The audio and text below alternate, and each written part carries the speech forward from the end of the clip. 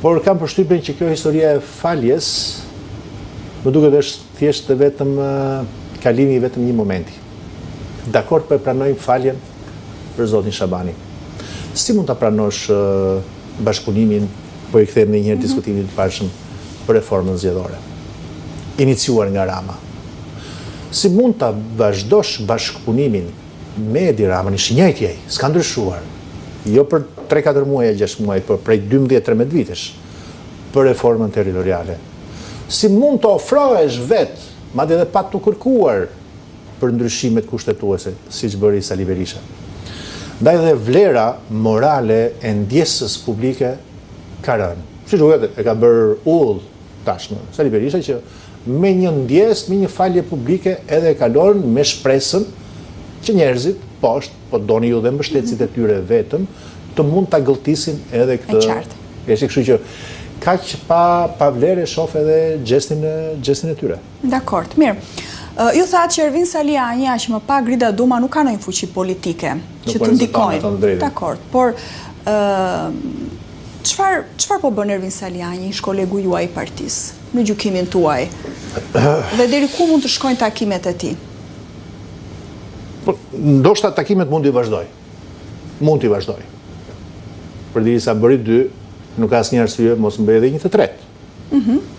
Siç unë e shoh, duket me të vërtet që ka një zhgënjim të madh tek baza militanteske e Partisë Demokratike. Po shfrytëzon Saliani. Me sa duket është shumë e rëndë se sa që ne perceptojmë.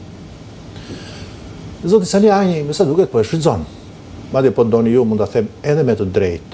Pse? Për aq sa që mund ta komentoj, dhe aq sa që informacion kam xhanëm, dhe se kam shumë informacion, ka ngritur një pretendim, pakën ky është emëruesi i përbashkët, që shumë nga personazhet politike që militojnë aty tek Partia Demokratike mendojnë, dhe ndoshta kanë dhe prova, që kontributet e tyre politiko-elektorale janë shumë më të mëdha se sa një takëm tjetër njerëzish, të cilët sot ndodhen të ulur në ulset e parlamentit.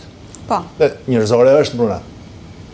Nëse dikush pretendon që ka bërë deri dhe burg për partinë, apo dikush tjetër pretendon që ka dalë në primare më shumë vota se shumë të tjerë, dhe nuk e gjeti veten as në listën e mbyllur apo të hapur të zgjedhjeve 11 majit, ndjehet i zhgënjur, i nëpërkëmbur, që kontributi i vet, jo tani, po as në të ardhmen, nuk ka për të marrë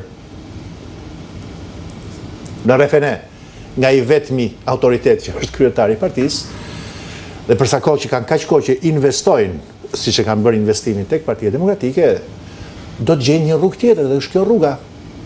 Nëse të pakënaqur të shtohen, mund të jenë pengesë shqetësim real për Sali Berishën dhe për partinë pastaj?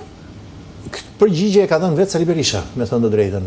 Në fillimet e kësaj lëvizje, po e quajmë lëvizje, se ndoshta edhe një emër nuk e ka tamam, po e quajmë lëvizje për marrëveshje fjale, shqetësimi më i madh erdhi prej Sali Berishës, nëse e mbani mend, i cili e konsideroi fillimisht kafe private, personale, private, takime. Pastaj tha gjë tjetër që ta kush ka ndonjëherë pa kënaqësi, le t'i japun një kafe në selinë e PD-s.